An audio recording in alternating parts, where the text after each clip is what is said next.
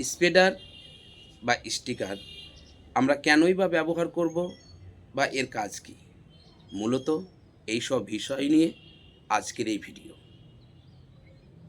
নমস্কার, আমি প্রকাশ, agriculture Prakash and YouTube চ্যানেলের পক্ষ থেকে আপনাদেরকে আমি জানাই স্বাগত। এই ভিডিওটি দেখার পর স্প্রেডার বা স্টিকার নিয়ে আর কোনো সমস্যা থাকবে না। স্প্রেডার বা স্টিকার এর কাজ নিয়ে বা উপকারিতা নিয়ে আমি কিছু আলোচনা করব আপনাদের সামনে। স্প্রেডার বা স্টিকার আমরা মূলত আঠাকেই বুঝি। আমরা যখন গাছে ফাঙ্গিসাইড, ইনসেকটিসাইড, হার্বিসাইড ব্যবহার করে থাকি, তখনই একমাত্র আমরা আঠা ব্যবহার করে থাকি। কোনো চাষি বন্ধুরা বলেন আমরা মূলত আঠা বর্ষাকালেই ব্যবহার করে থাকি। আবার কেউ বলেন আমরা আঠা কেনই বা ব্যবহার করব, এর কাজ কি? আমরা আঠা যদি জমিতে ব্যবহার করি তাহলে এই পয়সাটাই হয়তো আমাদের নষ্ট হয়ে যাবে। তাই বলি বন্ধুরা, শুধু বর্ষাকালে আপনারা আঠা ব্যবহার করবেন ঠিকই, কিন্তু বর্ষা ছাড়াও অন্যান্য সময়ে আপনারা আঠা ব্যবহার করবেন। তাই এই সব বিষয় নিয়ে আমি কিছু আলোচনা করছি। কম ঔষধে আপনাদের স্প্রে করা সম্ভব।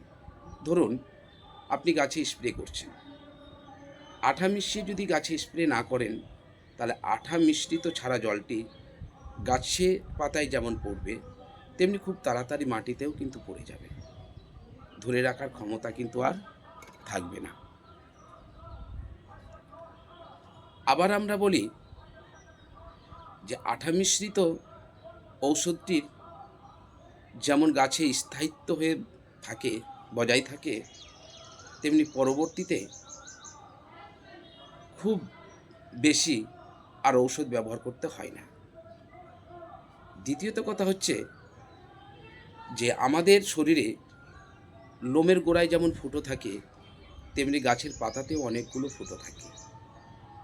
আঠা মিশ্রিত জলটি যদি আপনি গাছের পাতায় স্প্রে করেন, তাহলে সেই বিষ গাছের ভেতরে প্রবেশ করতে খুব সাহায্য করে। কে না, তো এই আঠা। আর একটি কথা হচ্ছে যে এই যে বিষ মিশ্রিত যে ঔষধ ট্যাঙ্কির মধ্যে থাকে, সেই জলটাকে কিন্তু ফাঁপিয়ে দেয়।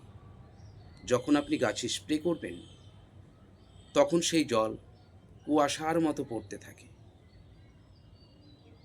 আর একটা সব থেকে চাষি বন্ধুদের সমস্যা তো নয়, তারা নিজে থেকেই সমস্যা তৈরি করে।